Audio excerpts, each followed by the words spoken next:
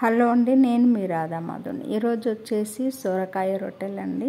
ఎలా తయారు చేసుకోవాలో చూద్దాం. ముందుగా సన్నగా తరిగిన సొరకాయలు, పచ్చిమిరపకాయలు, కొత్తిమీర, కరివేపాకు, అల్లం, తెల్లవాయలు, ఉప్పు వేసి పేస్ట్ చేసినది పెట్టుకోవాలి.